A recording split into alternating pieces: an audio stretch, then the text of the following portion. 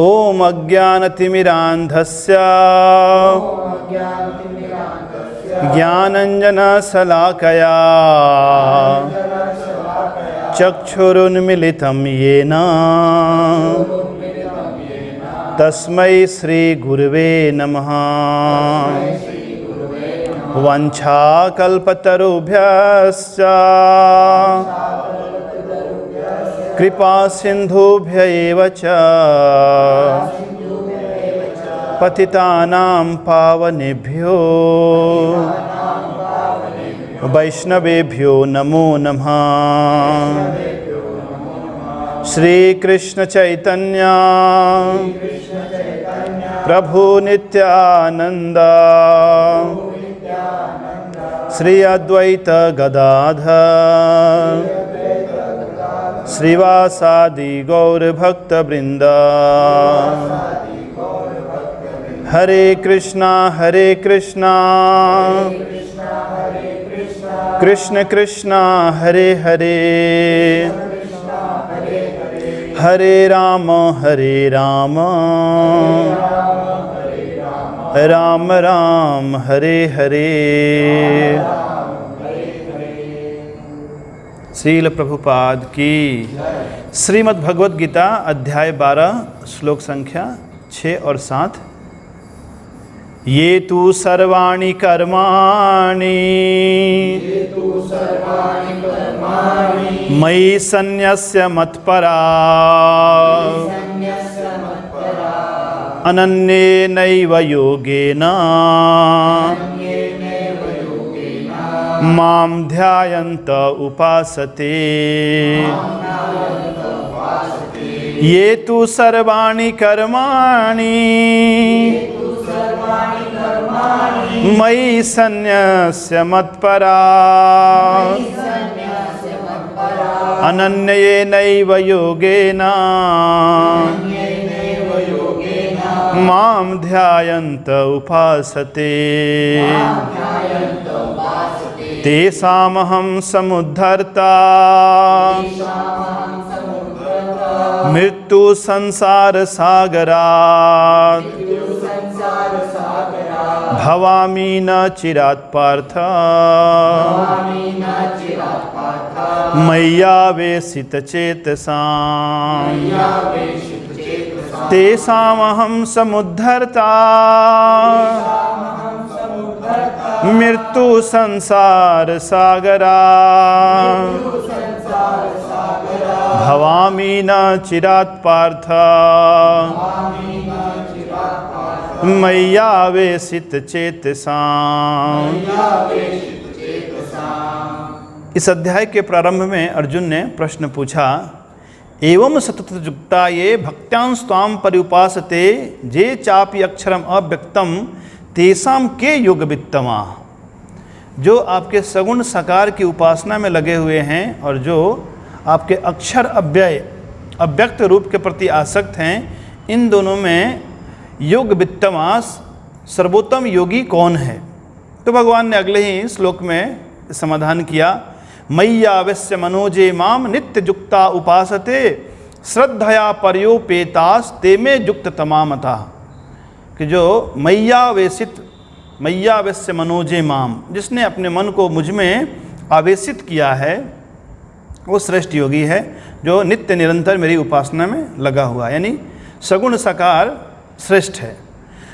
फिर इसके अगले तीसरे और चौथे श्लोक में भगवान ने निर्गुण अव्यक्त निराकार की जो पूजा करने वाले हैं उनके बारे में भगवान ने कहा। फिर 5वें श्लोक में ऐसे लोगों के मार्ग में अनेक प्रकार की कठिनाइयाँ आती हैं। क्लेशो अधिकतरस्तेषां अव्यक्त आसक्त चेतसाम अव्यक्त ही गतिर दुखम देहवद्भिर अवाप्यते। जो देहधारी प्राणी हैं, विशेष रूप से मनुष्यों के लिए ऐसे निराकार के प्रति आसक्त होना और उस मार्ग में प्रगति करना अत्यंत दुष्कर है। अभी इस 6ठे और 7वें श्लोक में भगवान भक्ति की महिमा बताते हैं। ये तु सर्वाणि कर्माणि मयि सन्न्यस्य मत्परा। यहाँ भी तू शब्द आया क्योंकि पीछे के 2 श्लोकों में जब निराकार की बात कही गई तो फिर यहाँ पर अभी सगुण सकार की बात करते हुए भगवान कहते हैं जेतु जो किंतु जो ये तु सर्वाणी कर्माणि समस्त कर्मों को मयि संन्यस्य यानी मुझे अर्पित करके, एक प्रकार से कर्मों के फलों का परित्याग करके, त्याग करके यानी कि उसको भगवान की सेवा में लगा करके, भगवान की सेवा में लगाने का क्या आशय है? श्याम सुंदर की सेवा में लगाने का क्योंकि भगवान मई कह रहे हैं इस श्लोक में 3 बार भगवान मई मई मई कह रहे हैं। ये तु सर्वाणी कर्माणि मई संन्यस्य मत्परा यानी कि भगवान को ही परम लक्ष्य मानकर। जैसे कोई ऑफिस में काम करता है, काम तो कर देता है लेकिन वो मन कहाँ रखता है? घर में रखता है, और उसका उद्देश्य क्या है? पैसा कमा के कुछ अपने लिए करना। लेकिन जो भगवान के अनन्य भक्त होते हैं वे काम भी भगवान के लिए करते हैं और उसका जो फल है वे भी भगवान की सेवा में लगाते हैं। जैसे कहते हैं मतपर भक्त। मतपरा वे भक्त हैं जो भगवान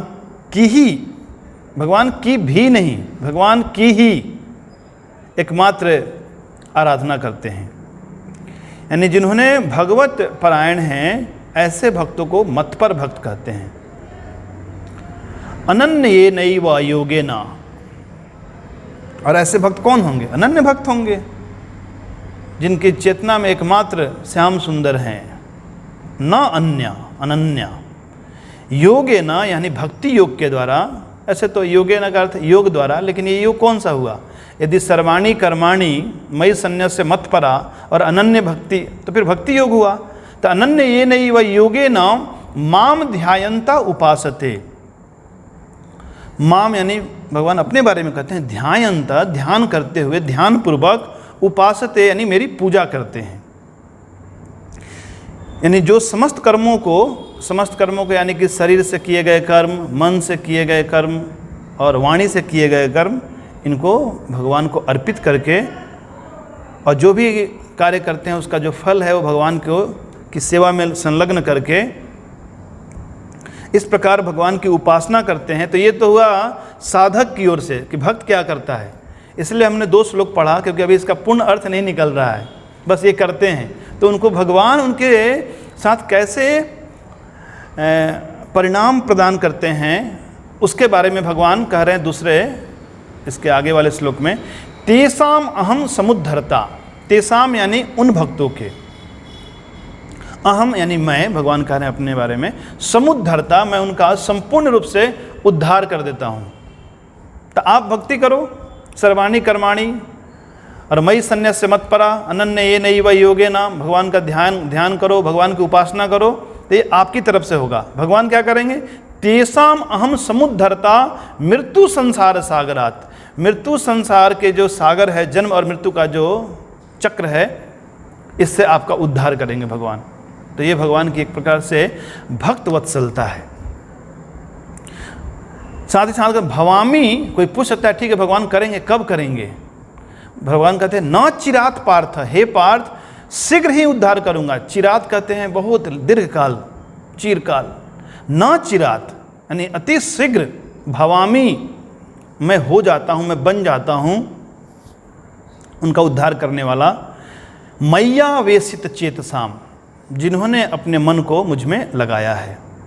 दूसरे श्लोक में भी आया था मयि एव मन, उसमें आया था मैया वेश्य मनोजे माम, और यहाँ भी वही बात है मैया वेशित चेतसाम, जिनका चित्त भगवान की ओर आकृष्ट हो चुका है, जिन्होंने अपने मन को भगवान में लगाया है। तो ऐसे लोगों के लिए भगवान स्वयं आते हैं और उनका उद्धार करते हैं। तो इसका अनुवाद मेरे पीछे दोहराएं।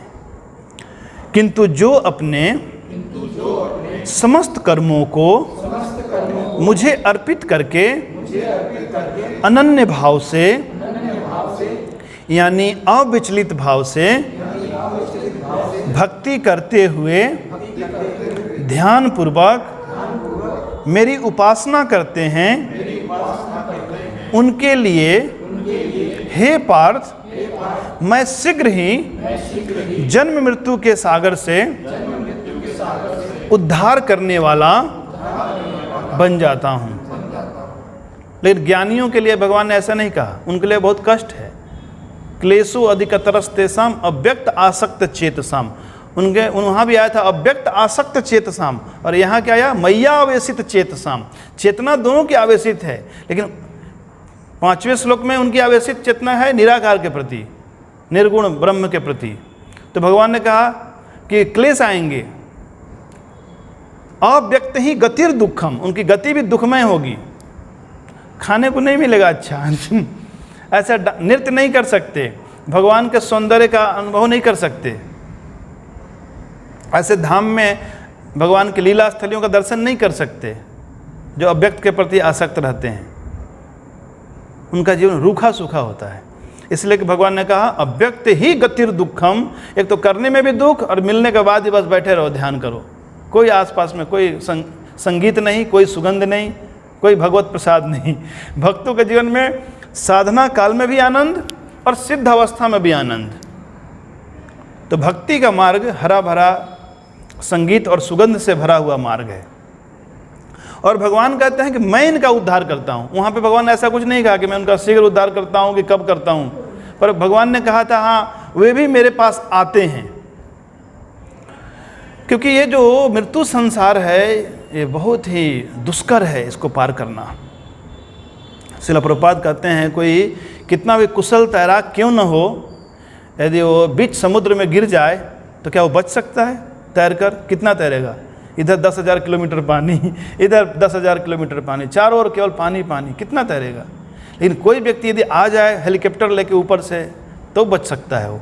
तो वैसे ही भगवान ऐसे भक्तों को की रक्षा स्वयं करते हैं। कभी कभी भक्तों को ऐसे गरुड़ के ऊपर उठा कर ले जाते हैं भगवत धाम। भगवान निजी अपने भक्तों की ऐसे उद्धार करने का जिम्मा लेते हैं।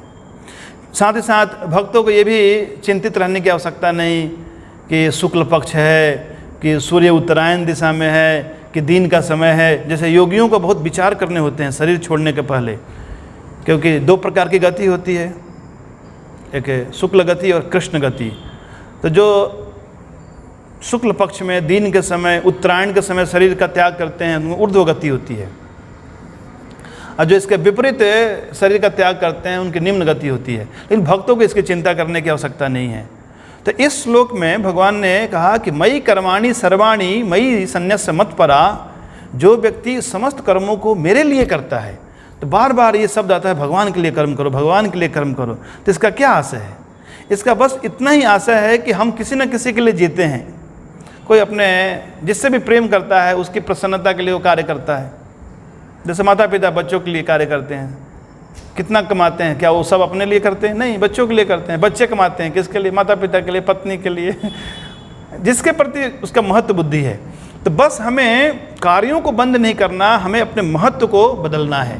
तो बाकी संसार में हम जिम्मेवारी समझकर उन जिम्मेवारियों का निर्वाह करेंगे, लेकिन जब बात आए कि हृदय को आवेशित करने की, चित्त को आवेशित करने की, तो हमें भगवान के प्रति आसक्त होना चाहिए। यानी कि जो भी हम कर्म करते हैं उसका फल भगवान की सेवा में लगाना चाहिए। सेवा में लगाने का आशय है भगवान की जहाँ सेवा पूजा होती है वहाँ पे समुचित मात्रा में दान देना, वहाँ पे जो पूर्णतः समर्पित भक्त रहते हैं, जो नौकरी पेशा नहीं करते हैं, उनके लिए भोजन की व्यवस्था कर देना, दूध की व्यवस्था कर देना, ये सब क्या है? सेवा है। भगवान के लिए जो भी सामग्री की आवश्यकता पड़ती है, पूजन सामग्री, जैसे हम अपने जन्मदिन में और लोग अपनी शादी की सालगिरह में कितना खर्च करते हैं, तो वैसे ही श्री कृष्ण जन्माष्टमी, रामनवमी और अन्य जो ऐसे उत्सव हैं, उन उत्सवों को बढ़ चढ़कर उत्साह से मनाना, और उसमें धन लगता है। तो ऐसी भावना से युक्त होकर जब व्यक्ति भगवान की सेवा करता है तो समझना चाहिए यह भी मतपरा भक्त है, यह भी भगवत परायण भक्त है। अब 8वें श्लोक से लेकर 12वें श्लोक तक भगवान एक प्रकार से योग की अवस्था में सबसे पहले बताएंगे सर्वोत्तम योगी कौन है, उसकी क्या भावना होती है। फिर यदि वह नहीं कर सकता तो उससे थोड़ा और नीचे और नीचे और नीचे, ऐसा आगे की चर्चा होगी। तो एक श्लोक हम अभी और कर लेते हैं, 8वां श्लोक, जहाँ भगवान साधन प्रणाली के बारे में बताते हैं। मय्येव मन आधत्स्व मयि बुद्धिं निवेशय निवस्यसि मय्येव अत ऊर्ध्वं न संशय मय्येव मन आधत्स्व मयि बुद्धिं निवेशय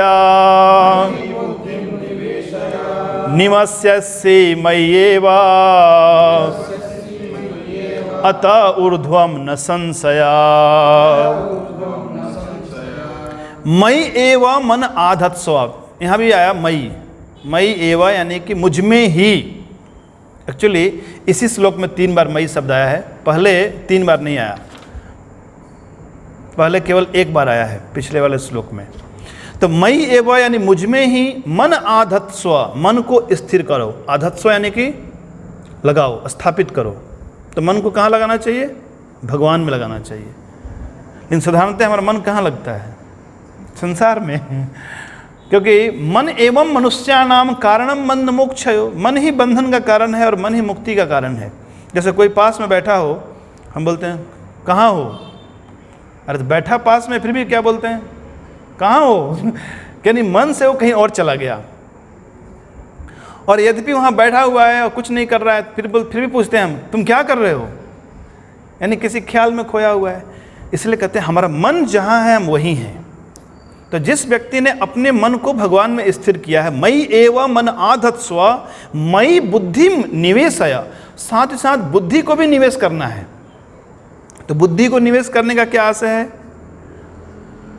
जिस बुद्धि से हम निश्चय करते हैं, संकल्प विकल्प करते हैं, तो हम अपनी बुद्धि को भगवान के प्रति शरणागत कर देते हैं। जैसे शरीर अस्वस्थ है तो हम डॉक्टर के पास जाते हैं, डॉक्टर के पास शरणागत हो जाते हैं। डॉक्टर जैसा बोलता है हम वैसा ही करते हैं। तो क्या अभी थोड़े समय के लिए हमने बुद्धि निवेश कर दिया डॉक्टर में? वैसे ही कोई कोर्ट केस में बहुत परेशान है, वो गया किसी लॉयर के पास, वहाँ जाके लॉयर ने कहा देखो ऐसे ऐसे जवाब देना कोर्ट में। बस उसने जाकर वहाँ पे अपनी बुद्धि समर्पित कर दी। लेकिन भगवान के भक्त अपनी बुद्धि को भगवान की सेवा में समर्पित करते हैं। और इसकी जो पराकाष्ठा है वो है सर्वधर्मान परित्यज्य माम एकम शरणम व्रज। तो यदि हम इस प्रकार से समस्त तथाकथित धर्मों का परित्याग करके भगवान की शरण ग्रहण करते हैं, तो इसका अर्थ है हमने बुद्धि को भगवान में लगाया है। तो यदि हम ऐसा निवेश करते हैं तो इसका क्या परिणाम है? निवस्यसि मयि एव, निवस्यसि तुम निवास करोगे। कहाँ निवास करोगे? मयि एव, मुझ में ही निवास करोगे। मुझ में यानी भगवान के धाम में निवास करोगे। यदि कोई व्यक्ति अपने मन और बुद्धि को भगवान में स्थिर करता है, भगवान की सेवा में लगाता है, तो स्वाभाविक सी बात है शरीर भी लगेगा। कुछ लोग कहते हैं नहीं, सब मन को लगाना चाहिए, शरीर को लगाने की क्या हो सकता है, मन से भक्ति होती है। ठीक है, मन से भक्ति होती है, लेकिन शरीर को लगाने से मन को लगाना आसान होता है। जैसे मंदिर में आकर भगवान का दर्शन करना, भगवान की स्तुति करना, भगवान का नाम जपना आसान होता है। जब हम विशेष रूप से वस्त्र पहनते हैं, धोती पहनते हैं और महिलाएं साड़ी पहनती हैं, तिलक लगाती हैं, तो एक प्रकार से एक भावना निर्मित होती है। तो ठीक है, वास्तविक तो मन को लगाना है भगवान की सेवा में और भगवान की भक्ति में, पर बाहर का वातावरण भी महत्वपूर्ण है। तो ऐसा हम नहीं कह सकते कि ये बाहर का केवल ढोंग है। जैसा कुछ लोग सोचते हैं ये तो क्या इतना दिखावा क्यों करना, धोती क्यों पहनना, तिलक क्यों लगाना, भक्ति तो मन की बात है। तो आचार्यगण कहते हैं जैसे कोई सैनिक है, तो सैनिक हमेशा सैनिक है, लेकिन जब वो अपनी वर्दी में रहता है तो एक तरह से वो मुस्तैद रहता है, उसको भावना एक निर्मित होती है कि नहीं अभी मुझे सावधान रहना है। तो वैसे ही भक्त हमेशा ही भक्त हैं, चाहे वे धोती में रहें और चाहे शर्ट पैंट में रहें। लेकिन जब वे इस प्रकार के वैष्णव वेशभूषा में रहते हैं, एक वैष्णव परिवेश में रहते हैं, तो वहाँ मन और बुद्धि को भगवान में स्थिर करना आसान हो जाता है। तो ऐसे मन और बुद्धि को लगाने से निवस्यसि मयि एव, ऐसा भक्त भगवान के साथ निवास करता है। तो कोई कह सकता है क्या ये बिल्कुल सत्य है? भगवान कहते हैं अतः ऊर्ध्वम न संशया, इस बात में कोई संदेह नहीं है। इसका अनुवाद मेरे पीछे दोहराइए। मुझ में ही मन को स्थिर करो, बुद्धि को लगाओ, इस प्रकार इस जीवन में भी और शरीर छूटने के बाद भी मेरे समीप निवास करोगे, इसमें कोई संदेह नहीं है। तो ये है उत्तम योगी का लक्षण। श्रीमद् भागवतम में भगवान स्वयं उद्धव को कहते हैं, विषयान ध्यायतश्चित्तम विषयेषु विसज्जते माम अनुस्मरतश्चित्तम मयि एव प्रविलीयते। इसका अर्थ है जैसे विषयों का स्मरण करने से हमारा मन विषयों में फंस जाता है, अटक जाता है, तो माम अनुस्मरतश्चित्तम, यदि हम भगवान का स्मरण करते हैं तो हमारा मन भगवान में अटक जाता है, फिर ना चाहते हुए भगवान का स्मरण होगा और शरीर छोड़ते समय हम भगवान के धाम चले जाएंगे।